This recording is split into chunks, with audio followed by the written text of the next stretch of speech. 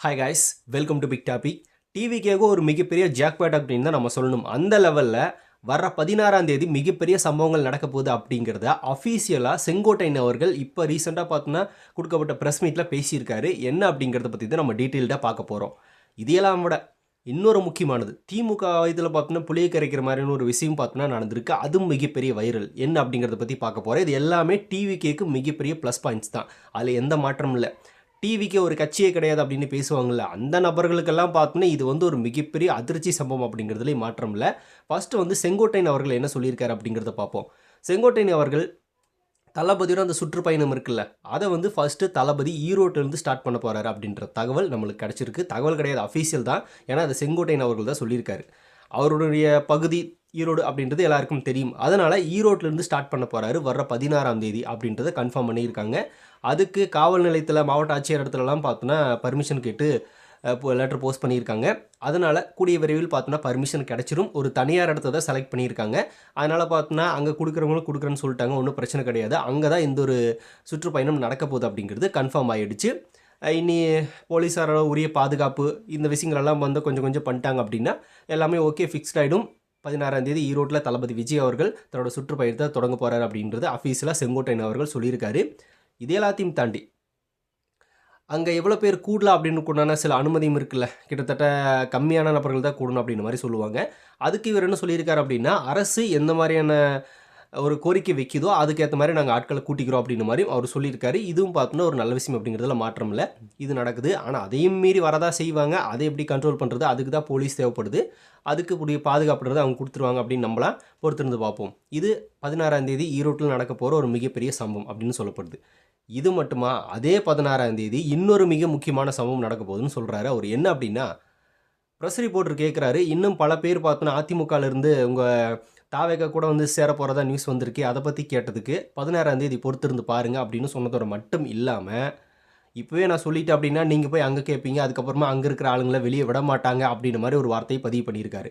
அப்படின்னா 16ஆம் தேதி மறுபடியும் அதிமுகலேருந்து இன்னும் சில பேர் தாவேக்கெல்லாம் ஜாயின் பண்ண போகிறாங்க. அது மிக முக்கியமான பதவிகள் இருக்கிறவங்க அப்படிங்கிறது இந்த இடத்துல செங்கோட்டையன் அவர்கள் ஆணித்தனமாக சொல்லியிருக்காரு அப்படிங்கிறதுலையும் மாற்றம் இல்லை. தாவேக்காவுக்கு அதிமுகலேருந்து இன்னும் பல பேர் வரப்போகிறாங்க அப்படிங்கிறது கன்ஃபார்ம் ஆகிடுச்சு. இது டிவிகேக்கு மிகப்பெரிய ஒரு பலம் அப்படிங்கிறதுலையும் சந்தேகம் இல்லை. இந்த இடத்துல செங்கோட்டையன் அவர்கள் இன்னொரு அப்டேட்டை நம்மளுக்கு கொடுத்துருக்காருன்னு தான் சொல்லணும் டிவிகே சார்பாக. ஈரோட்டில் விஜய் அவர்களோட அந்த சுற்றுப்பயணத்தின் போது இதெல்லாம் நடக்கும் அப்படின்னு மாதிரி எதிர்பார்க்கப்படுது. பொறுத்திருந்து பார்ப்போம் என்ன நடக்குது அப்படின்னு. இது எல்லாத்தையும் தாண்டி அதிமுகலேருந்து மட்டும்தான் வருவாங்களான்னு, காங்கிரஸ்லேருந்து கூட வரக்கு வாய்ப்புகள் இருக்கே அப்படின்ற மாதிரி சொல்லப்பட்டுட்டு வருது. அதுதான் பார்த்தோன்னா இப்போ பிரேக்கிங் நியூஸ். திமுக நபர்கள் பார்த்துருந்தாங்க அப்படின்னா அவங்களுக்கு மிகப்பெரிய ஒரு பயத்தை கிரியேட் பண்ணியிருக்கிற நியூஸ் இதுதான். என்ன அப்படின்னா, ராகுல் காந்தி அவர்களோட வியூக வகுப்பாளர் பிரவீன் சக்கரவர்த்தி அவர்கள் நம்ம தளபதி விஜய் அவர்கள் அவரோட வீட்டில் சந்தித்து ரொம்ப நேரம் பேசியிருக்காரு அப்படின்ற தகவல் நியூஸ் சேனல் முழுக்க பரவ ஆரம்பிச்சிருச்சு. மிகப்பெரிய வைரல். இது திமுக நபர்களுக்கு கண்டிப்பாக பார்த்தோன்னா ஒரு பயத்தை ஏற்படுத்தியிருக்கும் அப்படிங்கிறதுல மாற்றம் இல்லை. ராகுலோட வியூக வகுப்பாளர் எதுக்கு பார்த்தோன்னா விஜயை போய் சந்திக்கணும், அவரை சந்திக்கிற மாதிரி இருந்துச்சு அப்படின்னா ஸ்டாலின் அவர்களை சந்தித்து ஸ்டாலினோட வீட்டில் பேசியிருக்கலாம், உதயநிதி ஸ்டாலின் அவர் சந்தித்து பேசியிருக்கலாம். சம்மந்தமே இல்லாமல் தாவேக்க விஜய் அவர்களை பார்த்து சம்மந்தப்படுத்தி பேசுகிறாரு அப்படின்னா எதுக்காக இருக்க போகுது? எதுக்காக இருக்க போகுது? டெஃபினட்டாக கூட்டணிக்காக தான் இருக்கும், வேறு எதுக்காக இருக்க போகுது? சம்மந்தமே இல்லாமல் பார்த்தோன்னா இப்படி அவர் பேசுவார். இதையே செங்கோட்டையன் அவர்களும் உறுதிப்படுத்தியிருக்காரு. தாவேக்காவை சந்தித்து சென்றார் அப்படின்ற மாதிரி சொல்லியிருக்காரு செங்கோட்டையன் அவர்களும் இதே ப்ரெஸ் மீட்டில். இதிலிருந்தே நம்மளுக்கு தெரிஞ்சுக்கலாம், காங்கிரஸில் பார்த்தோன்னா ஒரு கூட்டணி டிவிக்கு கூட நம்ம வச்சிடலாம் அப்படின்ற மாதிரி ஒரு பிளான் இருக்குது, இல்லாமலாம் கிடையாது. இல்லைன்னு சொல்ல முடியாது, ஆமான்னு சொல்ல முடியாது. ஆனால் அப்படி ஒரு ட்ராக் ஓடிட்டுருக்கு. கூடிய விரைவில் அது கன்ஃபார்ம் ஆயிடுச்சு அப்படின்னா திமுகவுக்கு ஒரு மிகப்பெரிய இழப்பு அப்படிங்கிறதுல எந்த மாற்றமும் இல்லை. இப்போ செல்வ பிறந்த அவர்கள் ரீசெண்டாக ஒரு மேடையில் சொன்னார், எங்களுடைய கூட்டணி வலுவான கூட்டணி, அது யாராலையும் பிரிக்க முடியாது அப்படின்ற மாதிரி எல்லாம் அப்படின்னு. அப்படி பிரிக்க முடியாது அப்படின்னா ராகுல் காந்தியோட வியூக வகுப்பாளர் பிரவீன் சக்கரவர்த்தி எதுக்கு விஜய் அவர்களை மீட் பண்ணணும் அப்படின்ற ஒரு கேள்வியும் இந்த இடத்துல முன்வைக்கணுமா இல்லையா? அவர் அப்போ சொன்னார். ஆனால் இப்போ என்ன நடந்திருக்கு? அவரோட வியூக வகுப்பாளரே விஜய் அவர்களை சந்திச்சுட்டு போயிருக்காரு. இனி இவங்க என்ன சொல்கிறாங்களோ அதை தான் பார்த்தோன்னா செல்வ பிறந்தவையெல்லாம் கேட்டாகணும். அவர் எடுக்கிற முடிவுன்றதெல்லாம் கிடையாது. ராகுல் காந்தி அவர்கள் என்ன முடிவு எடுக்கிறாரு அதுதான் பார்த்தோன்னா இங்கே நடக்கும். ராகுலோட உறுதுணையாக இருக்கிற மிக முக்கியமான நம்பிக்கைக்குரிய நபர் விஜய் சந்திச்சிருக்காரு அப்படின்னா, இன்னி மாற்றங்கள் நடந்துச்சு அப்படின்னா செல்வ பெருந்தகை நீங்கள் டிவிக்கு கூட பார்த்தோன்னா கூட்டணி வைங்க அப்படின்னு சொன்னால் அவங்க செஞ்சு தான் ஆகணும், வேறு வழியே கிடையாது. தலைமை என்ன சொல்லுதோ அதுதான் பார்த்தோன்னா அவங்க செய்வாங்க. அது நடக்கிறதுக்குண்டான வாய்ப்புகள் தான் அதிகமாக இருக்குது. அதனால் செல்வ பெருந்தொகை வலுவான கூட்டணி, எங்கள் கூட்டணி பிரிக்க முடியாது அப்படின்றதெல்லாம் சொன்னதெல்லாம் பார்த்தோன்னா அப்போது அது எப்போ வேணால் மாறும். அரசியல் கட்சின்றது அது தானே. இப்போது திமுக கூட சேர்ந்தா வந்து மிகப்பெரிய அளவில் நம்ம மறுபடியும் தோல்வி சந்திச்சிருமோ அப்படின்ற ஒரு பயம் இருக்கும். ஏன்னா இப்போ பீகார் தேர்தலே தோல்வி சந்திச்சிருக்காங்கல்ல, இனி மறுபடியும் ஒரு தோல்வியை சந்திக்கிறதுக்கு பார்த்தோன்னா அவங்களுக்கு தெம்பு இருக்காதுன்னு தான் நினைக்கிறேன். ஏன்னா இப்போது திமுகவோட நிலவரம் என்ன அப்படின்றது தமிழ்நாட்டில் எல்லா மக்களுக்கும் தெரிஞ்சு போய் மக்கள் அதிக பின்னாடி போகிறது யார் அப்படின்னா தாவேக பின்னாடி தான் போயிட்டுருக்காங்க அப்படிங்கிறது எல்லாருக்கும் தெரியும். இது எல்லாத்தையும் விட ராகுல் காந்தி அவர்கள் இளைஞர்கள் மிகப்பெரிய அளவில் வந்து நம்ம பின்னாடி வரணும் அப்படின்னு ஆசைப்படுவார். அப்படி பார்க்குற ஒரு கட்சியாக தமிழ்நாட்டில் இப்போ தாவேகா கட்சி இருக்கிறதுனால இளைஞர்கள் விஜய் பின்னாடி தான் அதிகமாக போயிட்டுருக்காங்க. அப்போ விஜய் அவர்களுக்கு தான் வாக்கு அதிகமானது கிடைக்க போகுது. இளைஞர்கள் அப்படிங்கிறது விஜய் பின்னாடி போனாங்க அப்படின்னா அந்த ஸ்டேட்டில் அவர் தான் ஜெயிப்பார் அப்படின்றது அவருக்கெல்லாம் தெரியும். இத்தனை வருஷமாக அரசியல் இருக்காங்க, அது கூட தெரியாதானே. அப்படி இருக்கிற முக்கியமான ஒரு இந்த சுச்சுவேஷனில் விஜய் அவர்கள் பின்னாடி தான் நம்ம போகணும் அப்படின்ற ஒரு முடிவை ராகுல் காந்தி அவர்கள் ஏன் எடுக்கக்கூடாது? அதுக்காக பார்த்தோன்னா எதுக்கு வியூக ஒழுப்பாளர்கள் போய் சந்திச்சுட்டு வாங்க விஜய் அவர்கள் அப்படின்னு சொல்லி அனுப்பி இருக்கக்கூடாது அப்படின்ற மாதிரியான பல கேள்விகள் இந்த இடத்துல வருது. அதனால் இது கூட்டணி சம்மந்தப்பட்ட பேச்சுவார்த்தையாக தான் இருந்திருக்கும் அப்படிங்கிறதுல மாற்றம் இல்லை. இதெல்லாத்தையும் தாண்டி வார்த்தைக்கு வார்த்தை செங்கோட்டையன் அவர்கள் இந்த ப்ரெஸ் மீட்டில் சொன்னது என்ன அப்படின்னா மிகப்பெரிய மாற்றங்கள் நிகழ இருக்குது அப்படின்றத சொல்லியிருக்காரு. அது வந்து அதிமுகவில் இருக்கிற சில நபர்கள் வர 16ஆம் தேதி ஜாயின் பண்ணுறது மட்டும் கிடையாது, இன்னும் பார்த்தோன்னா இருக்குது அப்படின்ற மாதிரி சொல்லியிருக்காரு. அது இந்த காங்கிரஸ் கூட்டணி சம்மந்தப்பட்ட பேச்சுவார்த்தை நடத்தினாங்க, அதுவாக கூட இருக்கலாமே அப்படின்ற மாதிரியான பல கேள்விகள் வருது. இப்போ இதெல்லாம் பார்த்தோன்னா ஒரு நியூஸாக போயிட்டுருக்கு. இப்போது விஜய் அவர்கள் முக்கியமான ஒரு பாயிண்ட் எடுத்து கொடுத்துருக்காரு, ஆட்சியிலும் அதிகாரத்திலையும் பங்கு அப்படின்ற மாதிரி. அந்த ஒரு விஷயம் திமுகவில் காங்கிரஸுக்கு கிடச்சிருக்கான்னா இல்லை, அது கிடையாது. ஆனால் இப்போது தாவேகா விஜய் அவர்கள் அப்படி ஒரு வாசகத்தை முன் வச்சிருக்கிறதுனால டெஃபினட்டாக உள்ளே வருவாங்க, காங்கிரஸ் வரக்கு வாய்ப்புகள் இருக்குது அப்படின்ற மாதிரி சொல்லப்பட்டுட்டு வருது. அதில் எந்த மாற்றமும் இல்லை. அதனால் விஜய் அவர்களோட கணக்கு அப்படிங்கிறது இந்த இடத்துல மிஸ் ஆகாது. அவரோட கால்குலேட் கரெக்டாக தான் போட்டிருக்காரு. திமுக பார்த்தோன்னா என்னெல்லாம் சொல்லி ஏமாற்றிட்டு இருக்கோ அதை நம்ம பண்ணாமல் நம்ம எக்ஸ்ட்ரா ஒரு ஸ்டாண்ட் எடுப்போம். இந்த லெவலில் ஸ்டாண்ட் வச்சா தான் நம்ம கூட பல கூட்டணி கட்சிகள் வரும். அவர் ஸ்டேட்டில் இருக்கிற கூட்டணி கட்சிகளை மட்டும் இழுக்கிறதுக்கு விரும்பலை, சென்ட்ரலில் இருக்கிற கூட்டணி கட்சியை இழுக்கிறதுக்கு விரும்பி தான் பார்த்தோன்னா இந்த மாதிரியான ஒரு அறிக்கையை அவர் வெளியிட்டிருக்காரு அப்படின்ற மாதிரி நம்மளுக்கு தோணுது. அது இந்த காங்கிரஸ் கட்சியை நோக்கி தான். ஏன்னா அவங்க வந்து திமுகவோட பலம் அப்படிங்கிறது விஜய் அவர்களுக்கு தெரியும். அப்போ வரும்போது இப்போ அவங்க என்னெல்லாம் பண்ணிகிட்டு இருக்காங்க அப்படிங்கிறதும் தெரியும். அப்போ இப்போ நம்ம என்ன மாதிரியான ஸ்டாண்டை கையில் எடுக்க வேண்டியது இருக்கும், ஆட்சியிலும் அதிகாரத்திலையும் பங்கு அப்படின்ற ஒரு விஷயத்தை முன்வைப்போம், கண்டிப்பாக பார்த்தோன்னா நம்மளை தேடி வருவாங்க அப்படின்ற மாதிரி ஒரு வியூகத்தை தளபதி விஜயால் அப்போவே வகுத்து தான் இந்த விஷயத்தை சொல்லியிருக்காரு. ப்ளஸ் ஜெயிக்கிறதுக்குண்டான வேலையும் வேணும்ல.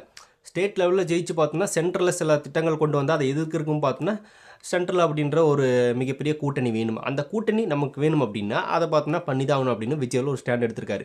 இந்த சீமான் மாதிரி பார்த்தோன்னா பிஜேபியும் வேணாம் காங்கிரஸ் வேணாம், நாங்கள் தனியாக தான் நிற்போம், சென்ட்ரலில் ஒரு பிரச்சனை திட்டத்தை கொண்டு வந்தால் எப்படியா எதிர்ப்போம் அப்படின்னா நாங்கள் எப்படி வேணால் எதிர்த்துப்போம், கச்சத்தீவுக்கு பார்த்தோன்னா நாங்கள் வந்து ஒரு பெரிய படையோட போய் மீட்டுட்டு வருவேன் அப்படின்னு லூசுத்தனமாக பேசிகிட்டு இருக்கிற அரசியல் கட்சிகள் இந்த அரசியல் கட்சியை மாதிரி இல்லாமல் இல்லை திமுக பார்த்தோன்னா கூட்டணி கூப்பிட்டு வச்சுட்டு வந்து அவங்களுக்கு எதுவுமே தராமல் ஏமாற்றி இப்போ வரைக்கும் வந்து பல குற்றச்சாட்டுகளை வந்து திமுக மேலே காங்கிரஸ் சேர்ந்த செல்வ பெருந்தொகையை பல குற்றச்சாட்டுகளை வச்சுருக்காரு.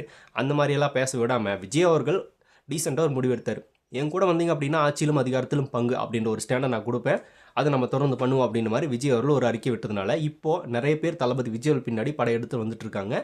இது கூடிய விரைவில் ஒரு மிகப்பெரிய வலுவான கூட்டணியாக மாறப்போகுது அப்படிங்கிறதுல எந்த வித மாற்றமும் கிடையாது. விஜய் அவர்கள் அரசியலுக்கு வந்தோடனே வர்றதுக்கு முன்னாடி அவர் ஃபஸ்ட்டு தீட்டின முதல் திட்டமே நம்ம எப்படியாவது ஜெயிக்கணும் அப்படின்றது தான்.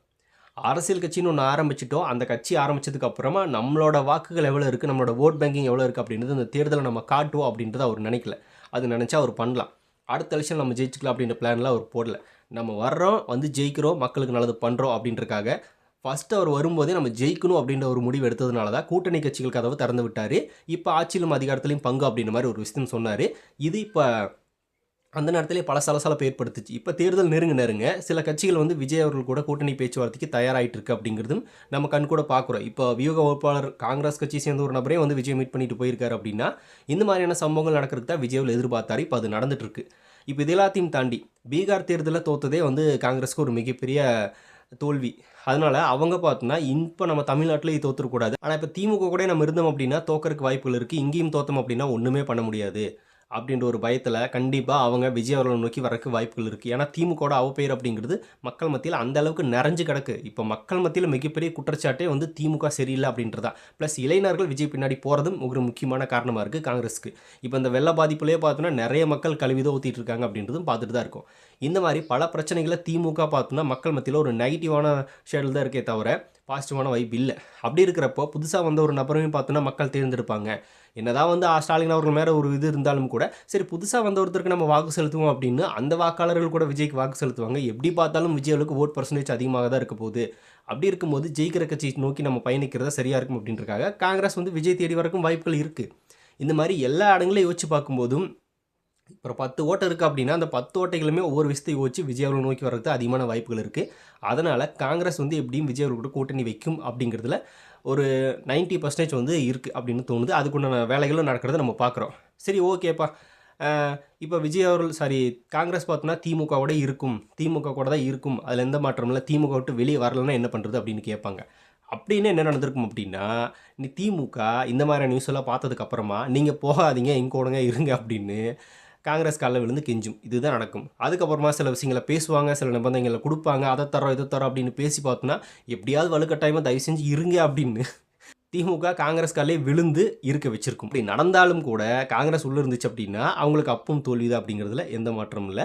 பொறுத்திருந்து பார்ப்போம். இந்த மாதிரியான சில விஷயங்கள் வரும். இப்போ காங்கிரஸ் வந்து வெளியே போகுதுன்னு தெரிஞ்சோடனே திமுக உடனே விடமாட்டாங்க. இன்னும் பல விஷயங்களை பார்த்தோன்னா அவங்களுக்கு சொல்லுவாங்க, நாங்கள் உங்களுக்கு என்ன பண்ணணும்னு நினைக்கிறீங்க அதெல்லாம் கேளுங்க அப்படின்ற மாதிரி பல விஷயங்களை பார்த்தோன்னா அவங்க ஒரு ஸ்டாண்ட் எடுப்பாங்க. அது இல்லாமல் ஒத்துக்கிட்டு காங்கிரஸ் அங்கே இருந்துச்சுனாலும் ஆச்சரியப்படுறக்கு ஒன்றும் இல்லை.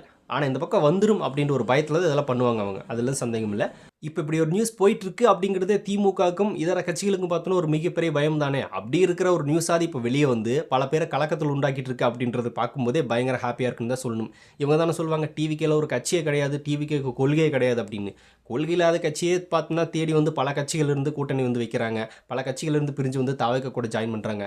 இப்போ காங்கிரஸ் கட்சியே பார்த்தோன்னா இது கூட வரப்போகுதுன்னு சொல்லப்பட்டுட்டு வருது. இந்த மாதிரி பார்த்தோன்னா எல்லா இடங்களுமே தாவேக்காவுக்கு மிகப்பெரிய ஆதரவு இருக்குது. ஆனால் இவங்க பார்த்தோன்னா சொல்லிக்கிறது தாவேக்கால ஒரு கட்சியில் அது சும்மா சொல்லிக்க வேண்டியதா, ஏன்னா பயத்தை வெளியே காட்ட முடியாதுல்ல. பேசுவாங்க, ஆனால் உள்ள பயம் பார்த்தோன்னா கிடுகிடுன்னு நடுங்கிட்டே இருக்கும். இப்போ எச்சா பார்த்தோன்னா பயத்தை காட்டுற மாதிரியான சில விஷயங்கள் நடக்குது. ஈரோட்டில் இன்னொரு சம்பவம் வேறு நடக்க போகுதுன்னு செங்கோட்டையன் சொல்லியிருக்காரு. பல பேர் ஜாயின் பண்ண போகிறாங்க அப்படின்னு. அது அதிமுகவுக்கும் மிகப்பெரிய ஒரு அதிர்ச்சியாக தான் இருக்கும், எந்த மாற்றமும் இல்லை. ஸோ இந்த மாதிரி டிவிக்கே மிகப்பெரிய இடங்களில் மிகப்பெரிய அளவில் நிறைய இடங்களில் பார்த்தோன்னா தக்க வைக்கிறதுக்கு ரெடி ஆகிட்டு இருக்கு. இனி தேர்தல் நெருங்கும் போது இன்னும் பல சம்பவங்கள் நடக்க காத்திருக்கு. அது நம்ம பார்க்குறதுக்கு தான் நம்மளும் காத்திருப்போம். வெயிட் பண்ணுவோம். இன்னும் என்னெல்லாம் நடக்க போகுது, என்னெல்லாம் பார்த்தோன்னா தமிழக அரசியலில் பார்த்தோன்னா என்னெல்லாம் மாற்றங்கள் நடக்க போகுது அப்படின்னு. இப்போ ஜான் பிப்ரவரி மந்த்லலாம் பார்த்தோன்னா மிகப்பெரிய சம்பவங்கள் நடக்கிறதுக்கு காத்திருக்கு. பொறுத்திருந்து பார்ப்போம். ஸோ நீங்கள் என்ன நினைக்கிறீங்க இதை பற்றி அப்படிங்கிறத கமெண்ட்டில் ஷேர் பண்ணிட்டு போங்க. அப்படி பிக் டாபிக் சேனல் யாராவது சப்ஸ்கிரைப் பண்ண மறக்காமல் சப்ஸ்கிரைப் பண்ணிக்கோங்க. நிறைய big topics, political news, trending news, cinema updates அப்படின்னு நிறைய நம்ம சேனலில் தொடர்ந்து வரப்போகுது.